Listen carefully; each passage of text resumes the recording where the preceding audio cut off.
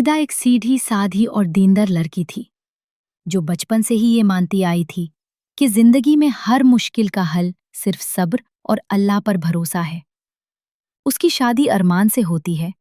शादी के दिन सब कुछ खूबसूरत होता है। अरमान कॉन्फिडेंट और स्टाइल से बात करने वाला लगता है। हर कोई कहता है कि ये लड़का फ्यूचर में बहुत आगे जाएगा।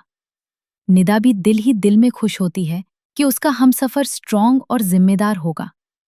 लेकिन उसे बिल्कुल अंदाजा नहीं होता कि असल जिंदगी कैसी होने वाली है शादी के बाद। जब निदा अपने नए घर में आती है तो शुरू के कुछ दिन ठीक गुजारते हैं, लेकिन धीरे धीरे उसे महसूस होता है कि अरमान का रूटीन अजीब है। वो सुबह देर तक सोता रहता है, दिन भर मोबाइल उसे करता है, कभी दोस्तों के साथ बाहर निकल जाता है, लेकिन काम के नाम पर कुछ भी नहीं करता। जब निदा प्यार से पूछती है कि आप काम कब स्टार्ट करेंगे, तो अरमान हमेशा एटीट्यूड से कहता है, मैं कोई छोटा मोटा काम नहीं करूंगा, मैं बड़ा आदमी बनूंगा।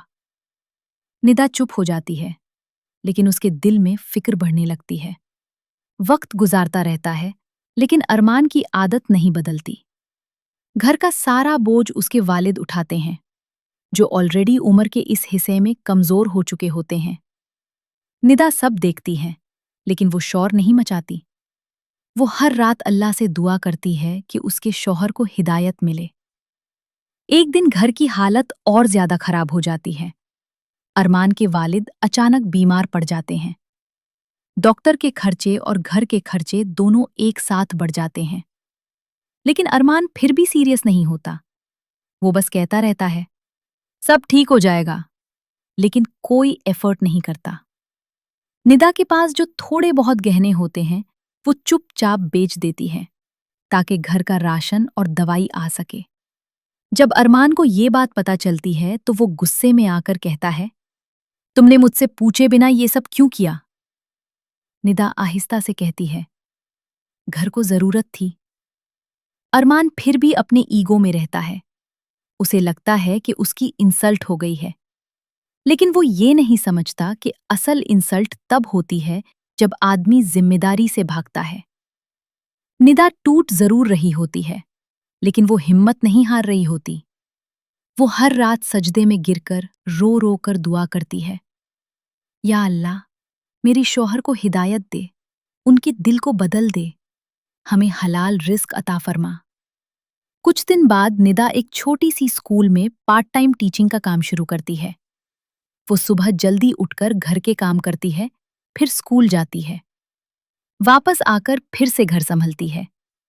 उसका जिस्म थक जाता है, लेकिन उसका ईमान उसे मजबूत रखता है। एक दिन अरमान घर आता है और देखता है कि निदा बहुत थकी हुई है, लेकिन फिर भी मुस्कुराने की कोशिश कर रही है। उसे पता चलता है कि निदा जॉब कर रही है। पहले तो उसका ईगो हर्ट होता है, लेकिन फिर वो अपने वालिद को बीमार देखता है और निदा की मेहनत को महसूस करता है। उस रात वो देर तक सो नहीं पाता।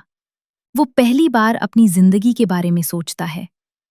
वो आईने के सामने खुद को देखता है और कहता है, मैं किस बात का फख्र कर रहा हूं? ना मैं कमा रहा हूं, ना अपने घर वालों का सहारा बन रहा हूं। मेरी बीवी सब कुछ सहकर भी मेरा साथ दे रही है और मैं बस खुद को बड़ा समझने में लगा हूं। उसकी आंखों में आंसू आ जाते हैं। अगली सुबह पहली बार अरमान जल्दी उठता है। निदा हैरान हो जाती है जब वो कहता है, मैं काम ढूंढने जा रहा हूं। निदा के दिल में एक छोटी सी उम्मीद जगती है। अरमान घर से निकलता है, लेकिन आसान नहीं होता। कई जगह उसे मना कर दिया जाता है। लोग उसे रिजेक्ट कर देते हैं, लेकिन इस बार वो हार नहीं मानता।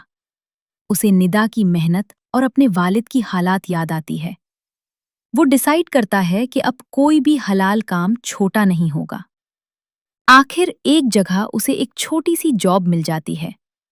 शुरू में तकवा काम होती है, काम मुश्किल होता है, लेकिन अरमान सब्र करता है। धीरे धीरे वो मेहनत से सीखने लगता है। उसका एटीट्यूड बदलने लगता है। वो घर आकर निदा का शुक्रिया अदा करता है और उसकी इज्जत करता है। वक्त के साथ घर की हालात बेहतर होने लगती है। अरमान के वालिद की तबीयत भी ठीक होने लगती है। एक दिन अरमान मिदा के पास बैठकर कहता है, अगर तुम्हारा सब्र और अल्लाह पर भरोसा ना होता तो शायद मैं कभी नहीं बदलता। तुमने मुझे सही रास्ता दिखाया।